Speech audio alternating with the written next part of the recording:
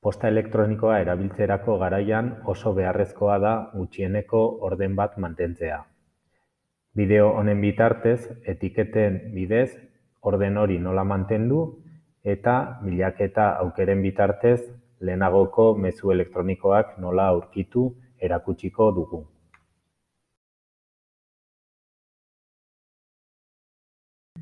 Lehenik eta behin, etiketa bat sortuko dugu. Ezkerraldera etorrita eta behera eginez, gehiagon klik egin eta bekalde hontan sortu etiketa hautatuko dugu. Izen berri bat emanen diogu etiketa honi, demo bat kasu honetan, eta sortu.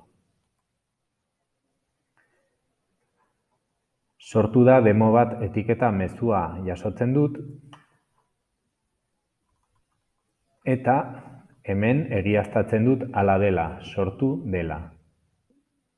Erabilera erraztasunean sakontzen alduen ezaugarri bat da, 3 puntutxo hauetan klik egitea eta etiketaren kolorea aldatzea. Kasu honetan, berde hau hautatuko dut. Eta ikusten dut kolore hori ezarri zaiola demo bat etiketa honi.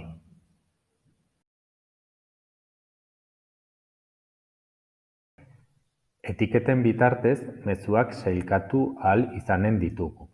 Hori egiteko, ikusten dut mezu elektroniko berri bat jaso dudala, mezua hautatu, eta hemen irekiko zaizkidan aukeren artean, etiketak azkeneko honetara etorrita,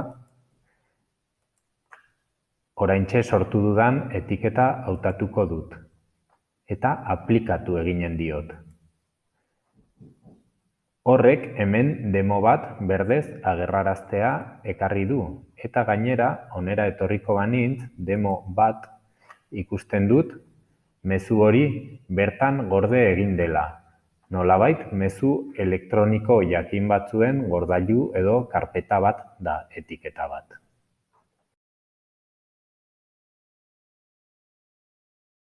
Suposa dezagun orain, etiketa horren barruan, helbide elektroniko jakin batetik jaso ditugun mezu elektroniko guztiak gorde nahi ditugula. Horretarako, sarrera ontzira itzulita, ikusten dut mezu ugari dudala, eta goikalde honetako bilaketa funtziora etorriko naiz.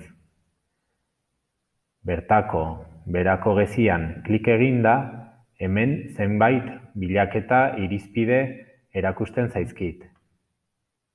Nik demo bat helbide elektronikotik jaso ditudan mezu guztiak bilatu nahi ditut. Hauek denak dira. Honera etorrita denak hautatuko banitu eta berriz ere etiketak aukera honetara etorriz, denei esleitu edo ezarri ahal izanen diet demo bat etiketa berde hori. Aplikatu. Ikusten dut hala dela, berriz sarrera ontzira etorrita ikusten dut etiketa badutela eta beste batzuek ez, hau da. Hauei ez diet etiketa hori ezarri, hauei bai. Eta honera etorri ezkero, demo batera ez dago soilik hasierako mezu hura, baizik eta demo bat helbidetik jaso ditudan mezu elektroniko guztiak. Izan liteke etiketa horren barruan, helbide elektroniko horretara bidalitako mezuak ere gorde nahi izatea. Horretarako, berriz ere, bilaketa aukeretara etorriko nintzateke eta kasu honetan igorlea atalean beharrean, hartzailea atalean, demo bat edo helbide hori idatziko dut eta bilaketa abiarazi. Ikusten dut, helbide horretara bi mezu bidali ditudala. Bi horiek aukeratu, etiketa ezarri demo bat eta aplikatuko nuke.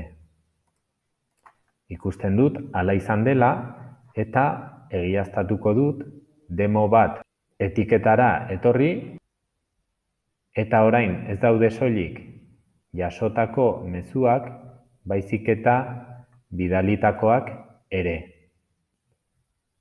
Modu honetan nolabait helbide elektroniko horrekin izan dudan hartu eman guzia hemen gordea geldituko litzateke.